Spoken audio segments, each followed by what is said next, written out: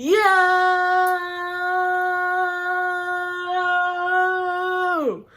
Welcome back to the lifestyle of Libby and Cam. Kel. What are we doing this time? Well, what we about to do is we about to react to a Jubilee video. And it is called Does All Gen Z Think the Same? So, does all Gen Z think the same? What is Gen Z? It's generation born in the 2000s, right? Oh, let me look it up first. Yes. Hold on, let's Google this. Gen Z is a new generation from 1997 to 2012. So me and Michael are a part of Gen Z. Well, I'm part of Gen Z. They are currently 6 and 24 years old, which is me and Michael. Yeah. We're 22 and 24. It started when the year Michael was born and go all the way to 2012. But, That is crazy. I am a part of the Gen Z. So some of these questions will apply to us right here. Enjoy this video. I feel like in my household, my opinion is not valid, and it will never be valid as long as I live. My parents will yell at me, they'll get mad at me, and we'll get into like such large arguments. It's even gotten to the point of one time where I've gotten into arguments with my parents, like, you're gonna have to move out if you don't like agree with these things. Do all something think the same? Do all Gen Z think the same? Gen Z, the spectrum. There is a spectrum. I've sent or received nudes. 3, 2, 1, go. You can tell who's singing it. Okay, babe, have you ever sent nudes? Yes, I'm part of the Gen Z. That's bad. Have you ever sent nudes or you sent nudes? Yeah. Have you ever sent or received? Of course. Nudes? I've sent and received nudes. Yeah. That's kind of a Gen Z thing. Yeah. Do we all think the same? That is one of the things. Yeah. We kind of do. I think in this generation, yes, we send nudes because we had phones. But I don't. Like, do I send nudes? Like, no, I don't. Not right now, no. He better than now. But have I in my lifetime? Yeah. It's like I have in my lifetime. Yeah, I have too. But yeah, so, on to the next. Okay. Strongly agree for us. If one day I want to get a certain job or go into a political office, I just don't ever want to have somebody to hold that against me. Even when people send me nudes, I'm like, I didn't necessarily need that. Like, it takes when they're just, you know? Are we saying nudes? Nudes. Oh my god, I thought we were saying news. N-E-W-S. I'm so sorry. Lord I don't send mercy. nudes because I just do things on social media. I want to pursue acting. I feel like my body's a temple. You gotta pay to see it, if at least. Same as Daniel said, it can come back and bite you. I'm just scared. Revenge porn is very real, and I think most women or women adjacent people have received unsolicited pics. As like a bisexual person and kind of just being in like a world that's hyper-sexualized already, and it sucks because that's kind of like the age of social media and like LGBTQ youth, is that pretty much like they have to seek validation online. That's like really like the way to do it. I agree exactly with what Makai said. I mean, it is like the form of validation now. Like sending nudes is love, but This makes me just want to jump over it because I feel like I'm in the wrong area. You know, we're gonna go here. If you like, they should respect your values if you don't want to send nudes, and if they Now they do wanna not, like, it's change. pretty Cause she clear that changed. this is me for my body. Nudes has a lot to do with appearance, and putting a lot of value on how you appear can just sometimes be damaging. To piggyback off that, it's really important too, like when you're growing up, no matter like your body type or how you look, everyone has like beauty in them. So it's important to love your body and love like how you look, because like, bro, that's your body. Like, flaunt what you got, boo. That validation needs to come from within, not from other people. Because like, I know I'm sexy. I don't even know if I'm sexy. So, period poo. Is that going in? Purple. Skinny jeans are out of style. Skinny jeans out of style, y'all. Is skinny jeans out of style? Skinny jeans have never been in style for me ever. But do I wear straight leg jeans? Yeah, so I would say it still is part of the culture, I guess. Hell yeah. So back when I was younger, it was big jeans, big shirts, jerseys. Oh yeah, it was that that kind of era. But then kind of moved to skinny jeans. When that song, I'm a jerk. Yeah, jerk. I don't know. You know that song came out? Mm-hmm. People was wearing skinny jeans, stanky leg. Then the dance era kind of came and people was like not wearing loose clothes anymore. Yeah, it was like you can't really dance in loose clothing, loose jeans especially. Much of I'm just saying, or jeans that go over your shoes, like. It just doesn't really look right now. No, it's not. 2005 to 2015 was a whole different era. I feel like 2015. But do I think skinny jeans was a phase? Yes. Yeah, but 2015 is a good, it's a good year for us. We were both teenagers. Do I think so? Also, no. I don't think so because I still wear them. I still have a pair of skinny jeans right now. You know what I'm saying? Because they fit my body in a way where no other jean does. So that's why I like skinny jeans still. 3, 2, 1, go. Oh yeah. Yeah. I don't know. It was just the era of the time. It was like rock. It was like, pop rock.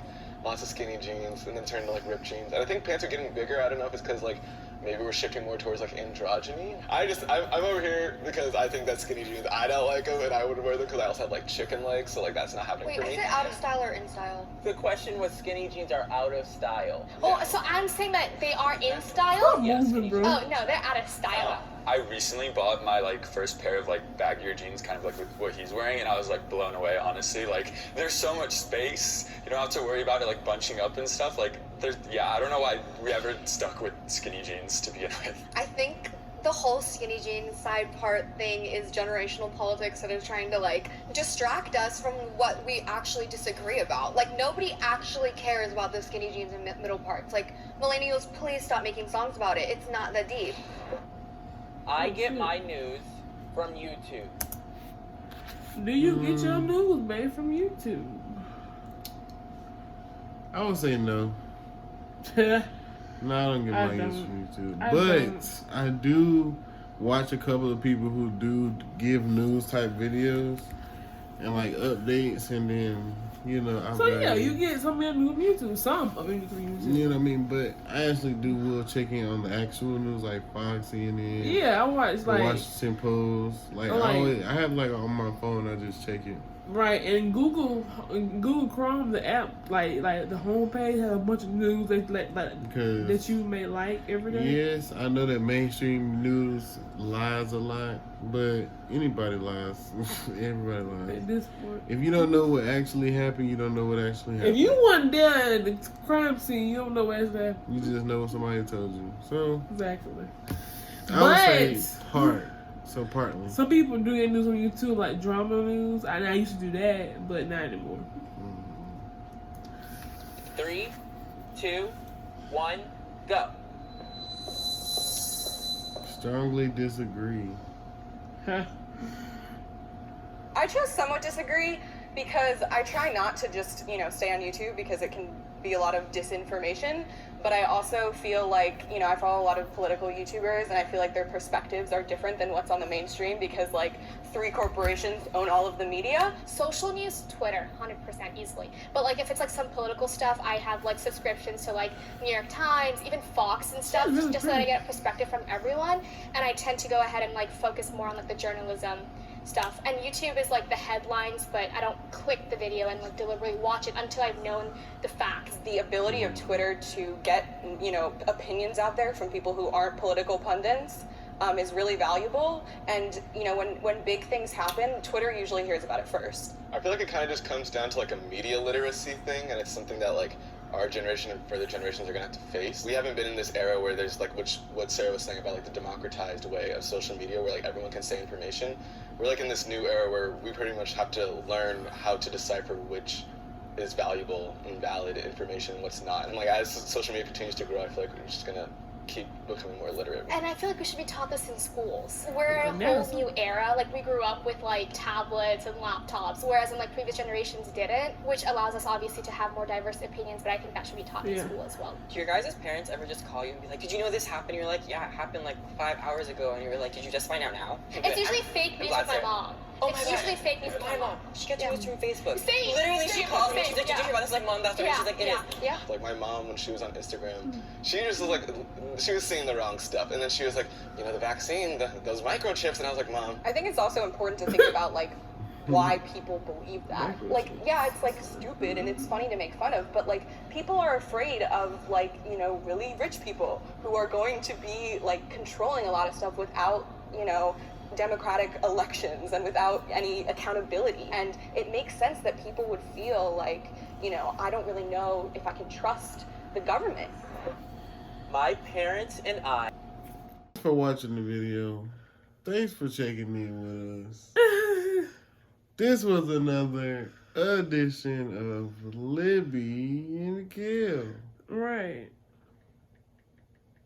I'm making notes of like the I'm editing this. That's what I'm doing. Mm-hmm. This is But editing while we're and notes I'm editing. Always working. I feel like we're not making a video. I just want to make that because we were super tired earlier. So but anyway, I hope you guys enjoy our reaction video. Leave a comment or two. You know what I'm saying? Let us know like what's the gist. How do y'all feel about these topics being Gen Z?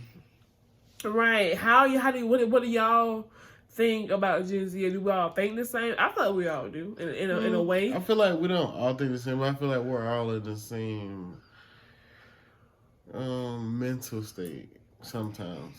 You know what I mean? Like sometimes it just lines up. Not all the time we think the same, but sometimes we do. Because it's just the time. How we came up. You know right. How we was raised. Because anybody in this generation, like we know like back when it was before technology was really popular and everybody had a phone and everybody had a laptop. Like back when I was a kid, everybody did not.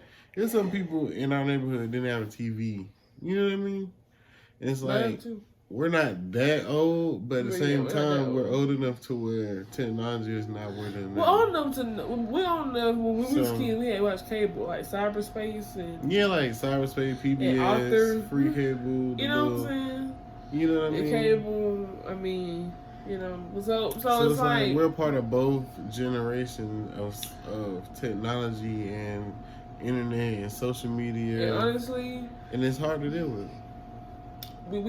We both grew up in trailers with our grandparents. You know what I'm saying? So we really came from like a similar background where it was like you said, free cable, the Sunday dinners, going to church, growing up in a trailer in our neighborhood type of thing. Well, I grew up in the country, like country first, Dunk Rose, Georgia Clay, but she country. And he grew up in here where Carol was a little sump here, but it ain't that much either. But it does decline because it's a little still stove. But anyway, and then he grew up in Charlotte. Really, he's like from 7 to recently. So, 2-3 years ago, and I grew up and down here my whole life. So at the same time, like we have similar backgrounds and we think the same because I feel like our grandparents play a major part in both of our lives. So I feel like with that we have an old spirit to think a more mature way, for our age than most people our age. Yeah. So, but yeah, that's a good video. Good job, Jubilee. I feel like y'all really, got the spectrum going for the Gen Z generation, and we'll see you guys in the next video.